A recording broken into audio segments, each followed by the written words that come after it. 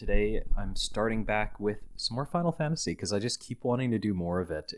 I had some really great experiences with Final Fantasy 15 and 16 back closer to the beginning of this channel, and I kind of always wanted to go back. So today, what I wanted to look at was this track called Histoire. I assume this is the French word for history, maybe said Histoire, but the Holy Empire of Sanbreque. So apparently it's a field theme. It seems to be quite short, which is interesting because I'm used to the field themes in different games being quite long.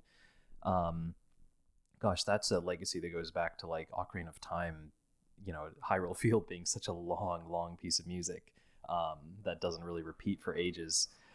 Always a classic, but been doing a lot of Xenoblade, field tracks, stuff like that, and they're usually, in the 5 to 10 minute length. But then again, a lot of those do loop. Looks like there's arrangements, much like other FF15 and 16 tracks that I've done have had arrangements, as is common in lots of other games, like Xenoblade. But in particular, I already did that set of waltzes from 15, which was one of my favorite videos I've done, actually. I really loved that. So it appears that Will of the Goddess is something worth looking at. And there's also a mention that there's an arrangement of a later version of this theme called In Darkness Hope.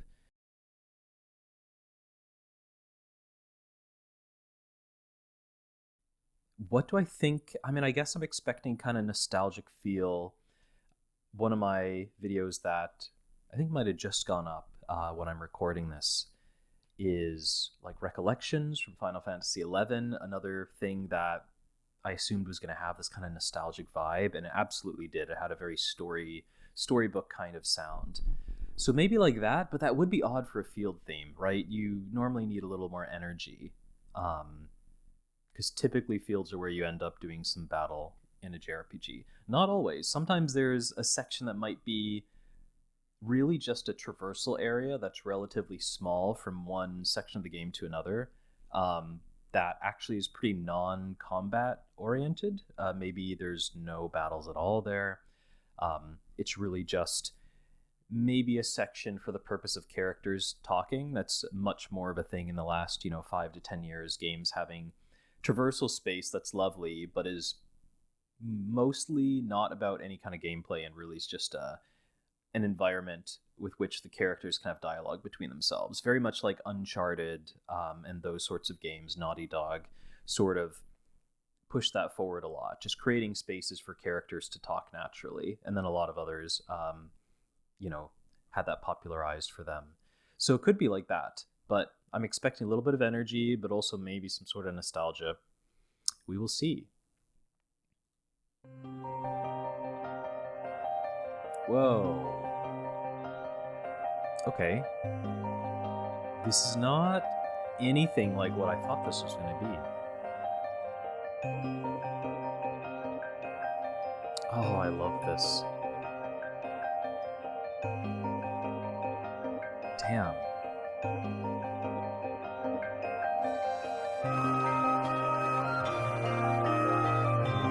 Oh, it's so good. Okay. 30 seconds exactly is how far I made it here. As usual, I either stop in 5 or 10 seconds or I make it 30, but hard to get much further without too much to talk about. So right away, it gives me this, it actually reminds me a lot of the Nier Automata kind of music we've done that has this mix of that sort of epic or classical orchestration, but it has this edge of artificiality. There's something technological about it. And right away in this, it's like we get this piano ostinato, aka just like a constantly repeating pattern, which I might actually go and figure out on the piano if I find some moments to do so in this reaction, because I really like it and I just want to get the notes. But it has this repeating ostinato. The piano, though, isn't a super natural sound. It is a little bit of a keyboard sound. It's not a super pure tone. But what's more important is it has this buzz that keeps coming in that makes it sound the same as in the Nier stuff. It's like natural, but with an edge of artificiality, which seems to line up with just overall the sense of androids or automatons. But this is, Final Fantasy 16. This is not, that kind of game. Yeah, even in the very first half second, you can just hear there's a buzz that's different from just vibrato. It feels very intentional in the sound design there. So yeah, there's something a little bit artificial in the feel that they're going for in this creation. And I find that really thought-provoking because, again, it immediately is not what I expected, just from what I would think of the entire game, and its overall themes and kind of vibe, but also just for this kind of track with this name and this context. Also, this image here, for the background of this, really, it looks like Elden Ring. Not that that's the only game or setting that's ever had a huge castle hanging off a cliff like this, but for a moment I thought it was an Elden Ring screenshot, for what it's worth. So that's very cool. I love this kind of design. But of course it has this big city down here, which is different. Yeah, so it has this repeating piano, and I just love these overlapping layers. There's well, first of all, this stuff always makes me think of Mass Effect's Uncharted Worlds, I think the track might be called. I think in the first game, when you're exploring on the planetary map, there's many music tracks created that have these blends of ostinatos and repeating little loops that make interesting textures, but that was just an early thing that I always was drawn to and still listen to, because it just continues to create some great textures. So it sounds a little like that, but it also reminds me of Steve Reich, who is a modern American classical composer. The word classical doesn't mean anything. I could go on a rant about that at some point, but I'll use the word classical for the sake of, I don't know, modern art music, but then all music is art. Who knows? But Steve Reich, who has some pieces, a few movements of a piece called Electric Counterpoint, which I think is usually played with electric guitar alongside a recording track as like a duet. There's also like a piano phase is another piece of his, might be a different title, but I think it might be called Piano Phase. And a few of these that work a lot on layering these loops and having them gradually shift in how they sound based on the way they line up vertically. It's constantly shifting vertical slice that's different. I'll show you what I'm talking about with a few connections.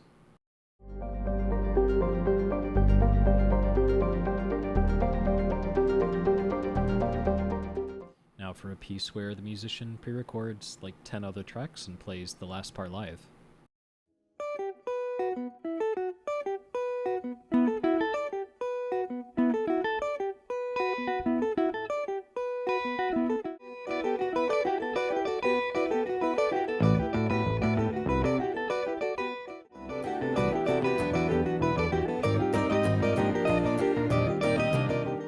Finally, some minimalist process music where two pianos play the same phase. One stays the same speed and the other one speeds up.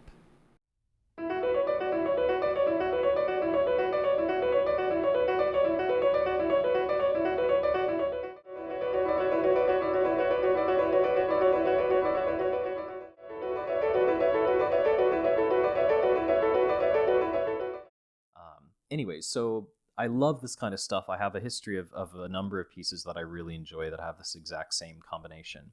But when we hit 30 seconds, we get this natural kind of woodwind sound. I don't know exactly what instrument you'd call it, or something that might be less of a art music instrument and more of a like something more folk or indigenous, but has this slightly off pitch shifted sound to this natural woodwind, which again, completely different vibe, contrasting that sort of artificiality. So how's that for a tangent? Anyways, but I'm in love with the way the first 30 seconds sounds. Like, I already know I'm gonna have it on the playlist. I'm gonna go back to it. Like, it sounds so good. I love this kind of loop layering. Gosh, now even more pieces that are just like that are coming into my mind, but I've already shouted out enough stuff.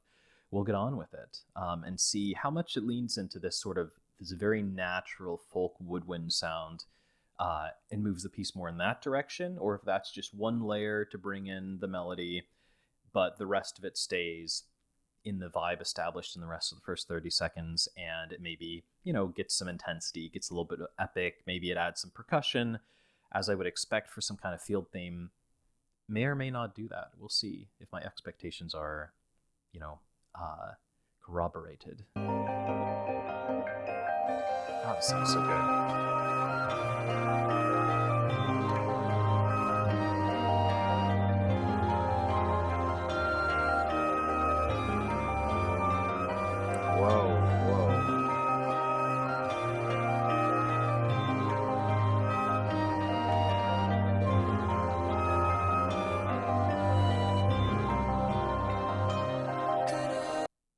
Okay, we're getting vocals too.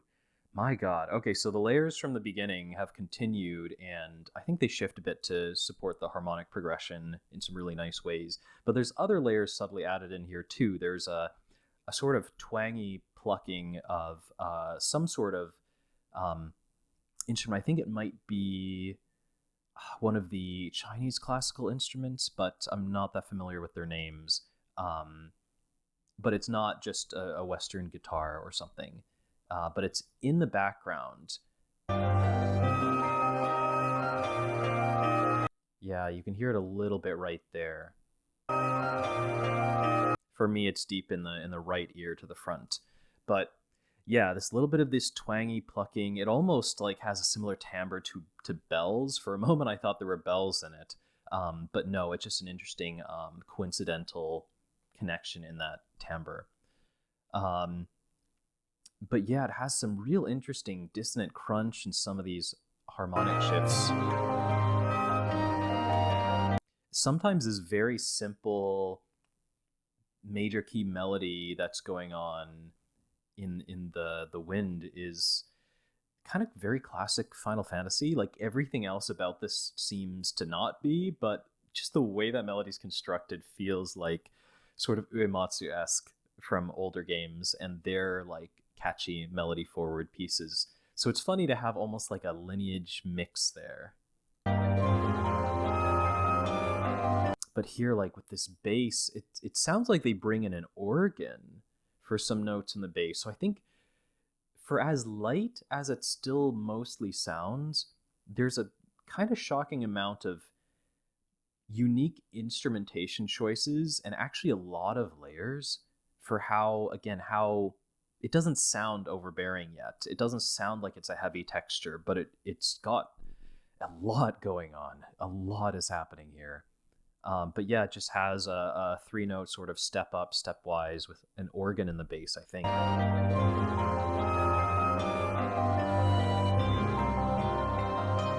Yeah, pretty sure it's an organ. It's carrying that bass line, and as it steps up there, it does some great little chord changes, bringing in a lot of harmonic interest that is cool because it establishes like such a constant harmony for the first like 30 seconds as it does this loop ostinato layering, where the interest is more rhythmic almost than pitch, than harmonic. So it gets you used to that, and then the next 30 seconds it starts totally using harmonic progression with those same components, and then, like I said, very interesting extra layers in terms of instrumentation. But it makes those harmonic shifts even more satisfying because you've gotten so used to a totally static thing to begin with.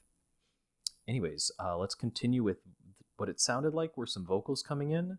Maybe again going to be a bit of a Nier Automata-esque vibe with some sort of like little bit not totally natural sounding vocals, because it sounded like they had an effect on them.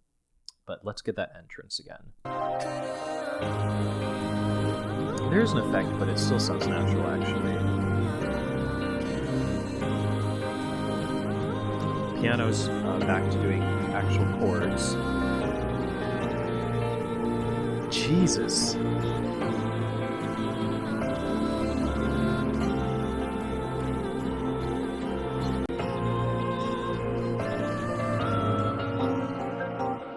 Wow, how interesting is all of this? That last note when the vocals climb up just kind of sweeps a little bit. It's very like folk sounding, and then it just cuts off before expecting another, bit of closure in the vocal melody, which I think is so cool.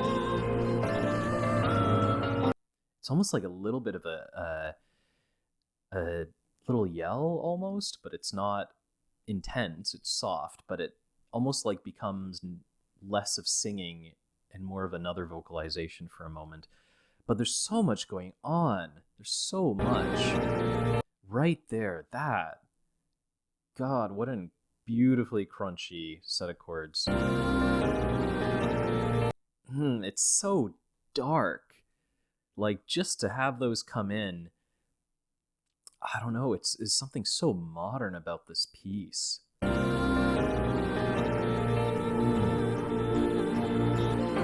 damn. It's just so much more interesting than I thought it was going to be. Even after the beginning. There's just so many individual artistic choices. Oh my god. Now this.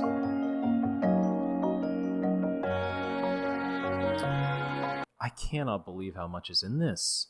Even this section, it goes back to the way it just did these looping patterns in the beginning, but they're different and has different timbre to it. This gentle little bit of raindrops on our ears. So it's using the same approach, but it's completely not actually repeating anything from that section verbatim. Just this part sounds incredible. Like, you could have this be the whole piece. It does a couple chords, slows down a bit in the rhythm, leans into this next section, and we get another new instrumentation.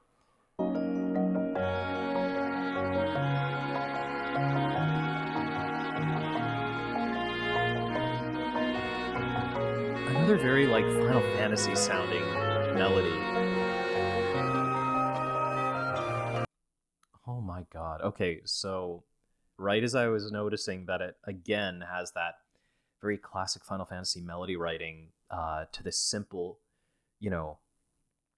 top theme here with this new instrumentation here, right as I said that, it does a quirky little chromatic descent and then goes into that dissonance right away. Like, just... it starts to get comfortable again in that kind of classic feel, and then it just becomes uncomfortable immediately.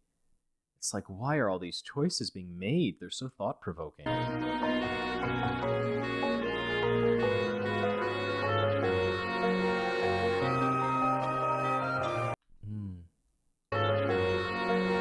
Yeah, that chord and a little, like, almost a little jazzy moment in the melody, but then the chords just get rich with dissonance, like completely uncomfortable. Like, they're essentially in two keys at once, I would think. They're basically playing in two different keys. Just like, why? It's so interesting, but it's such a complex mood to fit something to for a game. Like, doing its job in a soundtrack, it's like, where's this mood needed? Yeah, I mean, maybe it just kind of washes over you and passes by and you don't notice it too much when you're in the field versus like listening so closely. But yeah, there's a lot of very subtle, complex emotions coming in this music that I think are going to be difficult to match to anything in a game. Now we're back here. It's like the first loop we've had. Well, not loop, but recurring section.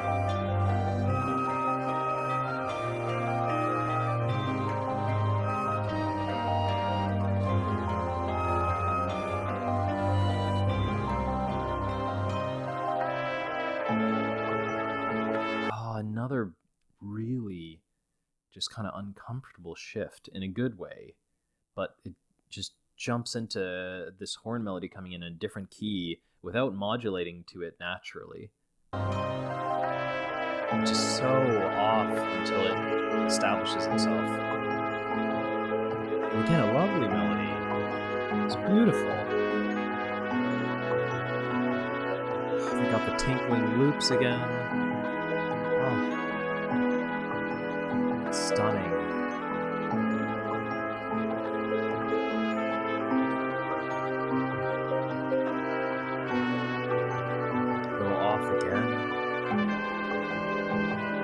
What a romantic melody.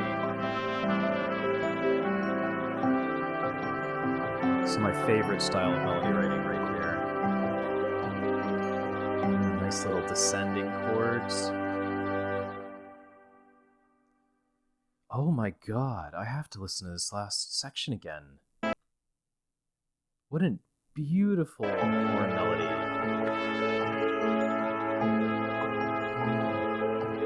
The whole harmonic progression is so romantic, and you get jazz ballads.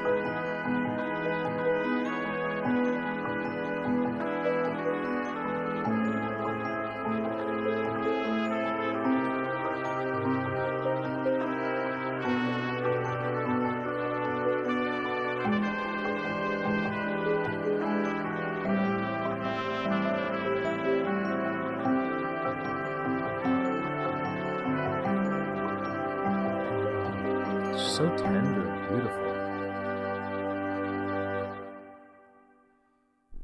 Wow, my mind's actually kind of blown. I really was not prepared for this to be so much in this track. Like, I was not expecting this at all. I don't know. I don't think I was overrepresenting anything about how interesting this was. Like, there's so many unique sections, there's so much unique instrumentation, there's so many different approaches to music in one piece. There's very classic and very modern feels. There's very, natural, and there's some artificial bits. There's, these kind of modern loop ostinatos, and then we have this very folk almost writing in woodwinds and in that voice that comes in just for one section and creates its whole own feeling. Is pretty atypical in a lot of ways. And then we get this beautiful kind of jazz ballad of a horn melody at the end, and all these moments of this bizarre sudden harmonic crunch, and we get these two keys at once, creating that kind of off feeling and a sudden lack of modulation into the next key. There's just like dozens of points of kind of fascination in here. Like, this is something I would like to listen to 20 times in a row and just like get used to it to the point where I start, signposting all of the unique things in it. So I don't even know what to say. Like, obviously I'm going to be keeping it, and the question is, where in the world would this go? It's got so many aspects. How could it possibly fit on here? I almost feel like it could go, because it's just, if I'm going to categorize it by having some uncomfortable dissonances, I could almost put it in the 20th century classical part with Master of Masters. But yeah, I just don't think those are close enough. I'm pretty certain it could go in the calm and stimulating. It doesn't sound like all of these pieces, but I think the feeling is close. I think the last section of the piece could get close to being in the sort of jazz-esque playlist. It's a bit foresty, actually. It could be in either of these two. Or I could just say figure it out later in this kind of variety section. Because these are also pieces that have a lot of different feelings in them. But I think despite the amount of really complex and nuanced elements in this piece, and the mix of different feelings, I think it still feels cohesive. The piece, start to finish, does convey one thing to me, or has an overall feeling. Whereas these pieces are more like very sectional. They have essentially completely different movements. Whereas this piece, I could totally see this as being one movement of a larger work. I wouldn't break it down from that. So I'm actually going to go here on calm yet stimulating. Because just the little ostinato loops with the keys, like, those are, textbook stimulating. Like, they just kind of tickle your brain. And yet the whole piece is quite calm. So I'm really happy with this categorization, actually. And I'm assuming that the arrangements are going to need to be using the melodies we hear in the woodwinds, the horn, the voice, because those are, again, very classic kind of Final Fantasy straightforward melodies. They get a little weird at a few moments, but overall they are clear melodies. So I'm kind of expecting that's going to be what we see arranged in the other tracks here. Yeah. So I'm going to take a little break. Obviously, you won't see this on the final video, but I'm going to take a little break, figure out some of the melodies on the piano just because I really want to for fun. I might look at the loop at the start, see if I can play that, and then look at the horn section melody at the end and see if I can get that melody in the chords and transcribe it. I'm not going to look up anybody's arrangement or transcription. I'm just going to do it myself and see what I come up with.